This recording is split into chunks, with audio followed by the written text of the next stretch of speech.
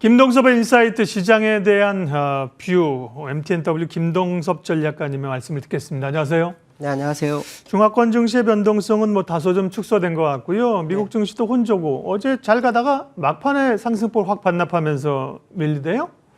미국 시장은 장 초반에 상승을 했죠. 장 초반에 다우가 0.7%, 나스닥도 0.6% 정도 상승대에 있다가 다우는 하락해서 마감을 했습니다. 상승의 첫 번째 이슈는 그 인프라 투자 안에 대해서 그 공화당의 초당적 의원들이 있답니다. 그 의원들하고 지난번에 백악관에서 합의를 봤었죠. 그랬다 공화당이 그 상원에서 다시 그 법안을 재수정을 요구했고, 그로 인해서 이제 다시 또 합의를 봤다. 이 뉴스가 어저께 주가를 끌어올렸어요. 그랬다가 이제 마지막에 그 제조업 지수가 좀 안 좋게 되면서 주가를 좀 밀어냈는데요.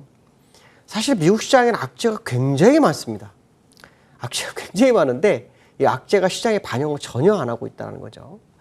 아시겠지만 델타 변이가 지금 시장에 확산이 되고 있어요. 그 접종자의 74% 정도가 델타 변이에 확진이 되고 있는데, 그 워싱턴 포스트에 의하면 워싱턴 대학의 그 건강측정연구소라는 데 가서 예측 모형을 하나 발표를 어저께 했어요. 그거에 의하면 현재는 1일 기준으로 7만 4천 명의 확진자가 나오는데 다음 달 중순 정도 되면 30만 명 정도가 확진자가 나온다고 합니다. 그러니까 이거는 사실 백신을 맞은 게 맞는지 아닌지 이걸 이제 구분하기 어려울 정도로 문제가 되고 있죠. 영국이나 미국에서 이제 부스터샷 얘기도 좀 나오고 있는 상황입니다.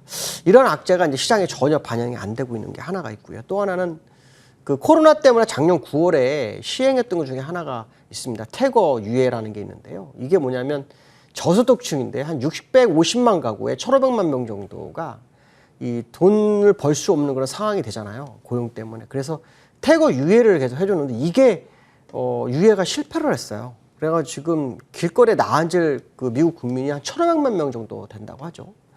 거기다가 부채 한도도 연장안이 7월 31일까지 했어야 되는데 연장을 실패를 했어요. 물론 연장을 하겠지라는 생각을 굉장히 많이 하는데 과거에 이 부채 한도도 연장에 실패 한 번 하면서 셧다운이 있었던 기억이 있습니다. 그 셧다운 때 미국의 신용등급은 강등됐고 주가가 폭락한 적이 있어요. 일단 11월까지는 재무부의 조치로 충분히 현금 쓰면서 대응을 할 수 있다고 하지만 어쨌든 중요한 시간에 해결되지 않고 넘어가는 것들이 굉장히 많은 그런 상황이다. 그런 상황 속에서 이제 미국 시장이 버티고 있는데 중요한 건 뭐냐면 이 미국 시장이 버티는 이 자리가 기술적으로 더 가지 못하고 있다는 겁니다. 그게 더 중요한 거죠. 아시겠지만 유동성 장세가 끝나고 실적 장세가 오고 있는데 그 실적 장세에서 종목이 좋은 종목도 나오고 나쁜 종목도 나왔어요. 그렇지만 주가는 새로운 영역으로 가지 못하고 있는 거예요. 금방 제가 말씀하신 것처럼 악재들이 그렇게 산적되어 있는 상태에서 주가를 레벨업을 시키기 위해서 나와야 될 재료는 뭘까? 금리 인하라든가 양적 완화는 아니잖아요. 그건 어차피 다시 테이퍼링이나 금리 인상 쪽으로 가는 과정이에요. 그럼 그 외에 어떤 이슈가 나와야 되는데 나오지 않고 있다. 그 얘기는 한편으로는 우리가 실적에 굉장히 의지할 수밖에 없었다는 거죠. 근데 실적도 실제로 시장에 반영을 안 하고 있어요. 주가 빠지지 않을 정도로만 유지하고 있다. 그렇다면 지금 이 자리는 분산을 하고 있는 자리일 수도 있다는 생각을 해야 됩니다. 시장에서 분산이 되고 있다? 그럼 굉장히 어려운 상황인 거죠. 분산일 때는 고점에서 상당 기간 노립니다. 그래서 지금 딱 그 자리일 수도 있겠다는 생각을 해봐야 될 것 같고요. 나스닥도 역시 거의 비슷한 상황인 것 같습니다. 주가가 더 가지 않죠. 추세 안에 갇혀있는 상태. 하락 각도의 차이가 다우와 약간 차이가 있을 뿐이지 더 이상 변화를 주지 않고 있는 미국 시장의 모습이다. 악재가 서서히 드러나는 것들이 많은데도 불구하고 수면 위로 올라오지 않을 뿐이지 지금 미국 시장에는 호재는 거의 없습니다. 어저께 인프라 투자안 이거 사실 예전부터 얘기가 나왔었고 그때부터 진행이 됐던 부분입니다. 그런 부분들 보면은 사실 새로운 재료가 지금 현재 없는 상황이다라는 생각을 해봐야 될 것 같고요. 또 하나 제가 말씀드리고 싶은 것 중에 하나가 뭐냐면 미국에서 그 인플레이션하고 고용 두 개를 얘기하잖아요. 근데 저는 이 고용이 말이 안 된다고 봅니다. 왜냐하면 인플레이션이 높아지면 소비가 어떻게 됩니까? 줄어들게 돼 있습니다. 소비가 줄어들면 어떻게 됩니까? 매출이 줄죠. 매출이 들면 이익이 적어집니다. 당연히 고용을 시키고 싶은 고용주 입장에서는 더 이상 고용을 안 시킵니다. 그러니까 고용이 늘 수 없는 게 당연한 거라고 저는 보는데 자꾸 시장에는 고용이 최대 고용이 되고 완전 고용이 될 때까지는 테이퍼링 늦출 거다 이런 얘기를 하는데 절대 아닐 거다. 예를 들어서 베네수엘라가 마찬가지죠. 우리나라도 소득 주도가 되면서 어떻게 됐습니까? 매출이 증가가 안 되잖아요. 매출은 정해진 성격에서 소득을 늘려줘야 되니까 고용 안 하는 것처럼. 인플레이션이 올라서 물가가 올라가면 소비가 줄어드는 그런 상황이 될 거고.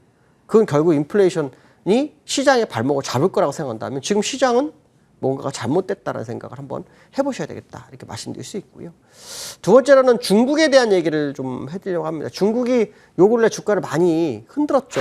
많이 흔들었다가 어저께 미국의 그 아까 인프라 이 이슈가 나오면서 중국장이 올라왔어요. 근데 중국이 지금 이런 얘기가 있어요. 경기 부양이 또 할 수 있을까에 대한. 왜냐하면 제조업 지수라고 해서 PMI 지수가 나왔는데요. 이게 50.4가 나왔어요. 50이 넘어가면 확장세니까 상관없지 않느냐 이러는데 그게 아니라 그 전에 있었던 데에서부터 그러니까 높은 그 제조업 지수에서 점점점 정점을 찍고 내려오고 있는 상황이다. 그래서 경기 부양책이 좀 나오지 않겠나 이런 생각하는데 이 제조업 지수가 17개월 내 최저치였다라는 거 이게 또 문제가 되죠. 그래서 지난번에 지준율 인하를 한번 한 적이 있습니다. 이 지준율 인하가 15개월 만에 한 번 했었다는 게 있었죠. 그래서 추가적인 지준율 인하가 있을 건지에 대한 것이 시장에 좀 화두가 되는 것 같습니다. 그런데 아시는 신흥국은 지금 어떤 상황인가요?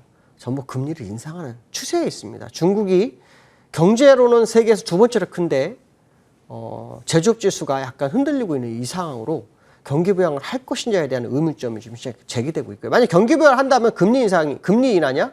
지준율 인하 둘 중에 하나겠죠. 지준율 인하 확률이 굉장히 높습니다. 지난번에도 금리 인하는 거의 안 했습니다. 딱 한 번 하고 말았습니다. 그렇다면 결국 지준율 인하가 추가로 있는지를 봐야겠죠. 그러나 아까 말씀드린 것처럼 신흥국은 전부 다 금리를 인상하고 있다라고 보면 쉽지 않은 상황이다라고 보시면 될 것 같고요. 기술적으로 보시면은 지금 60주선을 살짝 이탈해서 다시 또 올라오는 그런 상황입니다. 이렇게 차트가 붕괴된 나라는 중화권이 거의 대부분이다라고 보시면 될 것 같습니다. 자, 국내장에 대해서 좀 얘기를 해보죠. 국내장이 이제 8월이 됐습니다. 지난번에 주가가 7월 달에 뭐 썸머랠리 이러다가 8월에 다가왔는데 박스권을 벗어날 수 있는지 이거는 이제 외국인에 달렸습니다. 외국인들이 약 작년 2월부터 계속 매도해서 작년 11월 1일부터 1월 초까지만 매수를 했습니다. 그 이후는 거의 매수가 없었습니다. 지금까지도 매도했던 그들이 매수를 귀환하는지가 굉장히 중요합니다. 선물에서는 계속 사는 모습이 있습니다. 사고 팔고로 굉장히 번복합니다. 근데 현물에서는 오늘 외에는 사실 요 근래 사질 않았습니다. 삼성전자 오늘 주도적으로 사고 있는데 아마도 이재용 부회장의 가석방 이슈, 이 가능성에 대한 부분 베팅을 한 건지 모르겠습니다. 그러나 분명한 것은 뭐냐면 어설프게 외국인의 기관은 믿지 마라 라고 말씀드리고 싶습니다. 기술적으로 상당히 좀 어려운 국면에 우리나라가 들어가 있고 또 아시겠지만 이달에 금통이 있습니다. 금통위에서 금리 인상 시그널을 어떤 식으로 내보내느니 금리 인상 할 수도 있습니다. 만약에 한다면 그것은 시장의 유동성 회수기 때문에 결국 좋은 상황이 아니다. 결국 박스권을 위쪽으로 벗어나냐 아래쪽으로 벗어나냐 이 두 가지 싸움이 진행되는 8월이 될 것이다. 이런 생각을 해봐야 될 것 같습니다. 오늘 여기까지 하겠습니다. 감사합니다. 예, 김동섭 전략가님 말씀까지 들었습니다. 코스피는 2포인트 마이너스, 코스닥도 마이너스 4포인트. 역시 좀 힘을 좀 모아서 가지는 못하는 그런 흐름들로 진행이 됩니다. 예, 시장 공감대는 오늘 여기까지 하겠습니다. 오늘도 성공 투자하십시오. 고맙습니다.